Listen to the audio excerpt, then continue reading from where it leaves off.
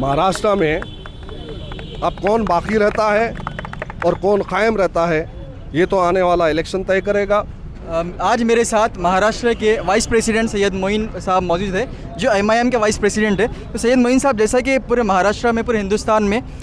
हर दफ़ा हम देखेंगे कि रामगिरी महाराज हो गया या फिर कोई और हो गया जो प्रॉफिट मोहम्मद सल्लल्लाहु अलैहि वसल्लम के बारे में बुरी बुरी बातें कह रही है और सरकार उसके खिलाफ कुछ नहीं कह रही, तो इसके ऊपर आप क्या कहेंगे? नहीं, जो भी हुकूमत के ज़िम्मेदारान हैं, चाहे महाराष्ट्र में हो या दिल्ली में बैठे हुए हुकूमत हिंद है, उन तमाम की यह जिम्मेदारी बनती है कि वो लोग पीसफुल माहौल को, अमन और शांति के माहौल को ख़राब करने वाले पर सख्त से सख्त कार्रवाई करें। लेकिन देखने में आ रहा है कि एक तरफ तो माइनॉरिटीज़ ख़ास तौर से मुसलमानों पर जुल्म हो रहा है, इबादतगाहों की शहादत हो रही है, हमारी बच्चियों पर मोलेस्टेशन किया जा रहा है और उसके साथ साथ दलितों पे जुल्म हो रहा है, आदिवासियों पर जुल्म हो रहा है। लेकिन हुकूमत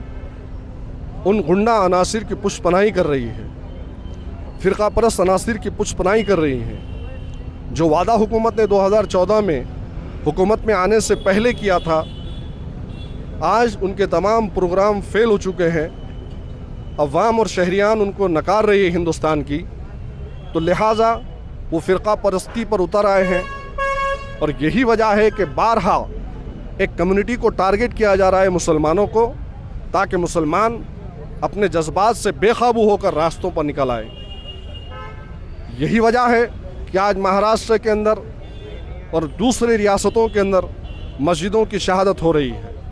मुस्लिम नौजवानों को मारकर उनके वीडियो को वायरल किया जा रहा है, कभी गाय के नाम पर, कभी किसी जानवर के नाम पर, कभी ठेली मंडी वालों को, रेडी वालों को मारा जा रहा है। तो मैं समझता हूँ कि हिंदुस्तान के अंदर सबसे बड़ी अक़लियत मुसलमान है और ये मैं बड़ी ज़िम्मेदारी के साथ कह रहा हूँ कि मुसलमानों की बेचैनी को हुकूमत को समझना होगा। अगर हुकूमत मुसलमान के जज्बात से खिलवाड़ करती है और हमारे ऊपर होने वाली नाइंसाफ़ियों का मुजाहरा या फिर तमाशा देखती है और उन गुंडा सिफत अनासिर की पुष्पनाही करती है, तो याद रखो ये वही मुसलमान हैं जिन्होंने इस मुल्क की आज़ादी के लिए आगे बढ़कर अपने सरों और सीनों पे गोलियां खाई, अपनी जानों की कुर्बानी दी। आज रामगिरी और दूसरे मज़ाहिब के, दूसरे इनके जो मठ के जो लोग हैं, वो लोग रसूलुल्लाह की शान में गुस्ताखियों पे गुस्ताखियाँ की जा रहे हैं, लेकिन हुकूमत इसका सख्ती से नोट नहीं ले रही है। तो यही वजह है कि आज पूरे महाराष्ट्र भर में मुस्लिम नुमाइंदा कौंसिल की जानिब से पूरे महाराष्ट्र के दीगर अजलाओं में धरने आंदोलन को रखा गया था रामगिरी के ख़िलाफ़ में, उसकी गिरफ़्तारी को लेकर। उसी ज़िमन में, उसी निस्बत पर नांदेड़ के कलेक्टर ऑफिस पर एक धरना रखा गया और इस धरने में तमाम सियासी और मजहबी रहनुमाओं ने हिस्सा लिया और नांदेड़ के गैर मुसलमानों ने हिस्सा लिया। और हमारी डिमांड है, हमारा मुतालबा ये है मुस्लिम नुमाइंदा कौंसिल का कि हुकूमत रामगिरी को 8 दिनों के अंदर अंदर उसे गिरफ़्तार कर जेल की सलाखों के पीछे डालें, क्योंकि ऐसे लोग जो समाज कंटक है, जो समाज में तेढ़ निर्माण पैदा करना चाह रहे हैं, उनकी जगह समाज में नहीं रहती है, उनके लिए जेल बनी हुई है। अगर जेल में नहीं डालेंगे आने वाले जुमा से पहले, तो मुस्लिम नुमाइंदा कौंसिल का ऐलान है कि औरंगाबाद से आइंदा जुमा को एक मार्च निकलेगा, जामे मस्जिद में नमाज़ पढ़कर उस तारीख़ी शहर से और उसके मठ तक हम लोग जाएंगे इंशाअल्लाह। मेरा आखिरी सवाल आपसे ये है कि जिस तरह CM एकनाथ शिंदे ने रामगिरी महाराज को अपने स्टेचू बुला के कहा था कि संतों का कोई बाल बाका भी नहीं कर सकता, इसके ऊपर आप क्या कहेंगे? अब वही बचेंगे कि नहीं बचेंगे देखेंगे आने वाले इलेक्शन में। महाराष्ट्र में अब कौन बाकी रहता है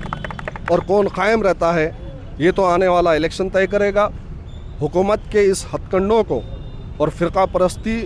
परस्त अनासिर के पुष्पनाही जो हुकूमत कर रही है, उसको महाराष्ट्र की जनता, चाहे वो हिंदू हो कि मुसलमान हो कि दलित हो, सिख हो, आदिवासी हो, ये सब जान रही है और आने वाले इलेक्शन में इसका जवाब दिया जाएगा।